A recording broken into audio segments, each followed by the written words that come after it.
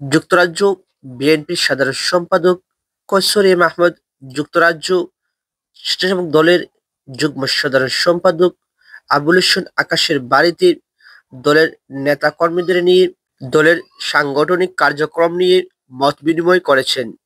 আসসালামু আলাইকুম ওয়া রাহমাতুল্লাহি ওয়া বারাকাতুহু। বাংলা টু লন্ডন টিভির পর্দায় সবাইকে স্বাগতম।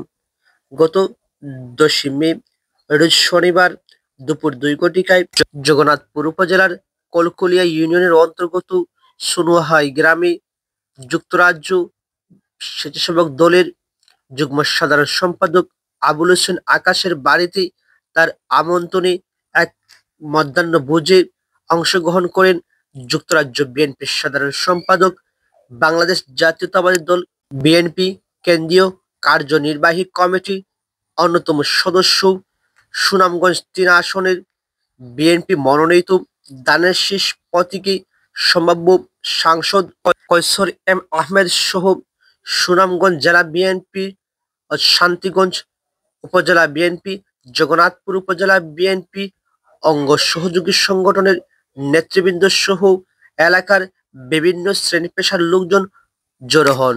মত বিনিময় সভার পূর্বে কয়সর এম আহমেদকে ফুলের শুভেচ্ছা দিয়ে বরণ করে নেন আবুল হোসেন আকাশ ও সোনাহাই গ্রাম সহ এলাকার বিভিন্ন শ্রেণী পেশার লোকজন। মত বিনিময় সভা শেষে কয়সর এম আহমেদ দলীয় নেতাকর্মীদের এবং এলাকার বিভিন্ন শ্রেণী পেশার লোকজন নিয়ে মধ্যাহ্নভোজ শেষ করেন। তো আমরা যারা আজকে এই আকাশের বাড়িতে দাওয়াতে এসেছি, আমি এবং আমাদের সবার পক্ষ থেকে আকাশ এবং আকাশের ফ্যামিলিকে ধন্যবাদ এবং কৃতজ্ঞতা জানাই। আজকে আমাদের সাথে স্বতঃস্ফূর্তভাবে জাতীয়তাবাদী মনের সকল নেতৃবৃন্দ এখানে আকাশের এই দাওয়াতে, আকাশের ফ্যামিলির দাওয়াতে আমরা এসেছি। এটা এই শত শত লোক আজকে এখানে সমবেত হয়েছে। এটা জাতীয়তাবাদী একটি দাওয়াত। আমি ধন্যবাদ জানাই, কৃতজ্ঞতা জানাই আমরা সবার পক্ষ থেকে। দেশনেত্রী মা বেগম খালেদা জিয়া, দেশ নায়ক তারেক রহমানের নেতৃত্বে বাংলাদেশে এই যে ফ্যাসিস্টের পতনের জন্য আমরা আন্দোলন করেছি, আমরা সফল হয়েছি। দীর্ঘদিন পরে আমি এবং আমরা অনেকেই বাংলাদেশে আসতেছি এবং এখন আমি বাংলাদেশে আমার মাতৃভূমি জগন্নাথপুর, এই জগন্নাথপুর দক্ষিণ সুনামগঞ্জের মানুষের সাথে কাজ করতে চাই এবং কাজ করতেছি। তারা স্বতঃস্ফূর্তভাবে ওনারা দেখতেছেন, সাপোর্ট করতেছেন। আমি সবার সাপোর্ট, সহযোগিতা, দোয়া চাই।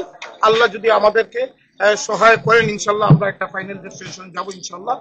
বক্তব্য রাখেন সুনামগঞ্জ জেলা ও দায়রা জজ আদালতের অতিরিক্ত পিপি অ্যাডভোকেট জিয়াউর রহিম শাহীন, জগন্নাথপুর উপজেলা বিএনপির আহ্বায়ক আবু হুরায়রা সাদ মাস্টার, শান্তিগঞ্জ উপজেলা বিএনপির আহ্বায়ক আলহাজ জালাল উদ্দিন।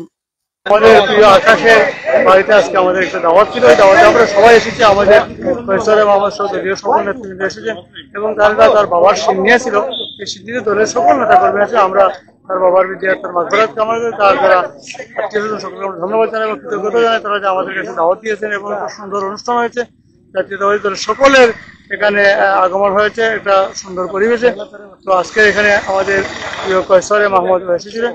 আমরা আশা করছি আগামী দিনে যদি সুস্থ সুন্দর নির্বাচন হয়, আমরা কয়সর এম আহমেদকে নিয়ে এলাকা নির্বাচন করব।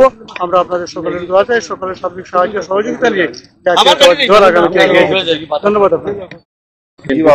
সকল আমরা কনস্টিটিউয়েন্সি অর্থাৎ সুনামগঞ্জ 3 আসন তোলা হয়েছি। এটা উপলক্ষ হইলো আকাশের বাড়িতে আমরা আইছি।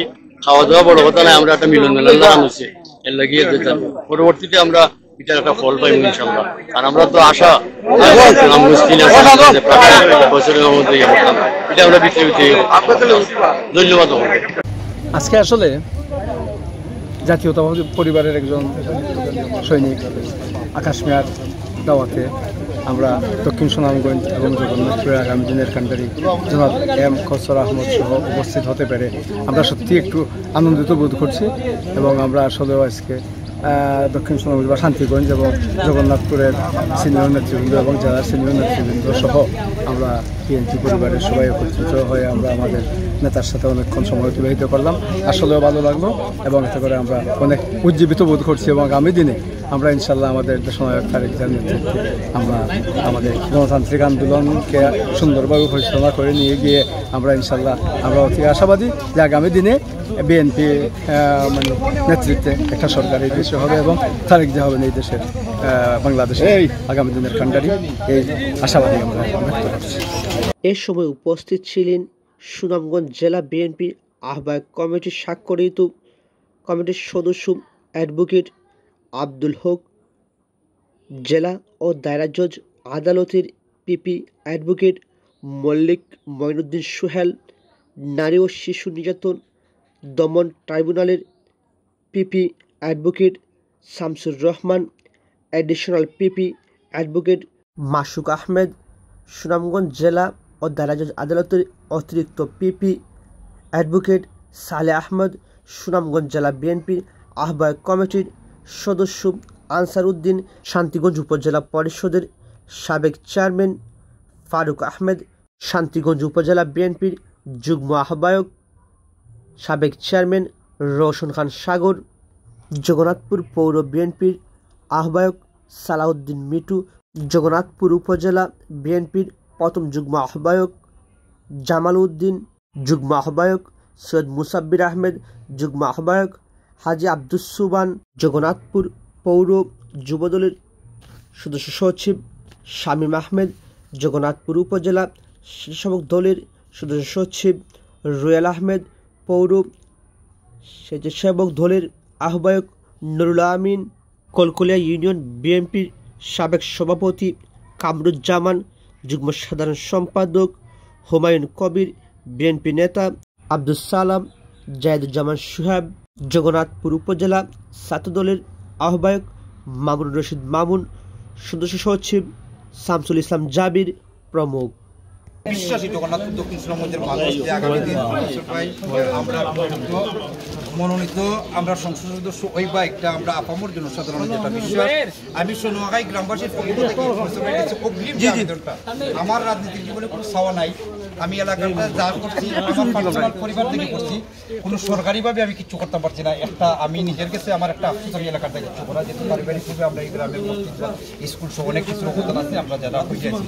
আর আমরা ফুটবল গ্রাম যেহেতু লালতলা মুরব্বিয়ান সহ সারাও আমরা গোষ্ঠী অনেক পুরো আলমকে সপ্তাহে মিলাইয়া আপনার আছে। আমার যে দাবিটা